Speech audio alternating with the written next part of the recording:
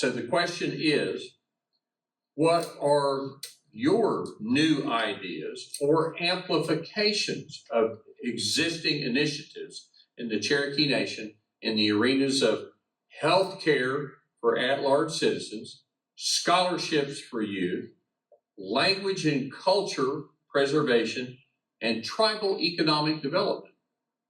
What are your ideas, your new ideas, or amplification of existing initiatives in the Cherokee Nation for health care for at-large citizens, scholarships for youth, language and culture preservation, and tribal economic development? All right, Johnny Jack Kidwell. KeithKidwell.com is where you want to go to. While I'm at it, I would say the first name on your ballot is your first choice for at-large council. But these, yeah, right. I love it. Yeah, why not? Hey, so the four things that we're talking about, I'm gonna touch them all. These are great topics. I'm not gonna beat up the telehealth too much. Listen, we're on that track. The first thing that Jay Hanna brought up in his question was healthcare. Listen, we just signed the memo to dig into health, to telemedicine. It is my goal that you're able to wake up in the morning not feeling well and call that Cherokee Nation doctor and then go pick up your prescription at Walgreens or CVS or wherever that might be. That's the goal, right? That's where we're trying to push to, and that's what we're working on. Medicare assistance, healthcare. That's the other thing. That's my kind of two-pronged approach to more healthcare. Our elders need assistance paying the premiums for Medicare, Medicaid, all the different parts. It's very important. We know they need the help, right? And we're looking into that right now, right? We have work groups that are on it. Let's see, scholarships. We talked earlier about the $40 million plus that we spent just for at-large in the past 4 years. Amazing number. We have got to get into trade schools and certification programs, right? We need to parse off a little bit of that money, and we need to focus on the folks that our students are even our adults that are not going to college, right? And we need to give them that same opportunity. I get call after call after call from people in Oklahoma City, people down in Durant, people in Dallas, people even in Oregon that say, listen, man, I want to be a truck driver, or I want to be a welder, or I want to be any of these other things. Oddly enough, the Cherokee Nation, we just do not have an avenue for that. We've got to get there. And I promise you that we're going to make sure that happens.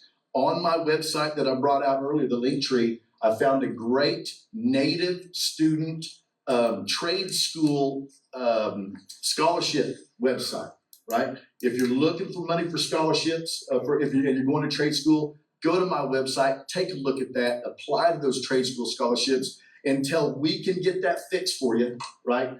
I want to put stuff out there that I know that you can utilize. I know that that'll be helpful to you. It's important to me that I'm helpful to you.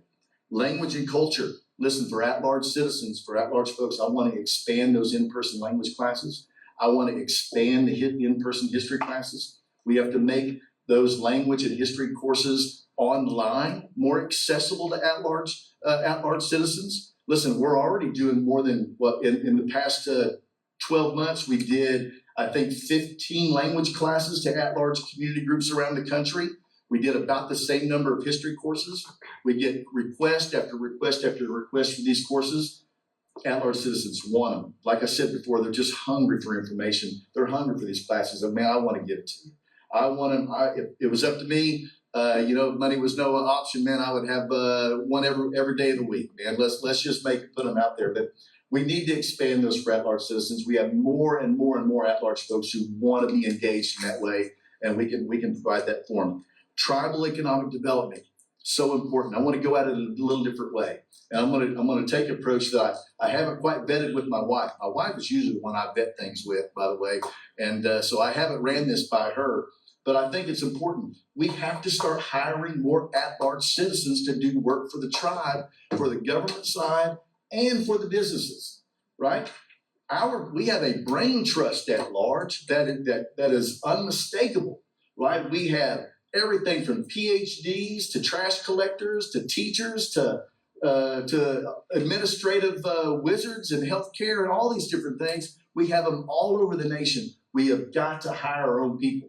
I was talking to Deputy Chief Warner just about 2 weeks ago when we were in Pennsylvania talking to the at-large group over there, and we were discussing about a work group designed specifically, a group of folks designed specifically to be outreach for at-large citizens who are coming back to work for the tribe. Sure, we have a recruiter from C&B that's designated for at-large citizens, right? If you're looking for work with C&B, I can get you Claire Kornmeyer's information, and you can contact her if you see a job on there that you want. We have that one person dedicated for at-large so that your information doesn't get lost in the quagmire of resumes. But we need a group of people that are bringing information from at-large citizens, processing it, and picking the best of the best to come back and work for us. That's what we need.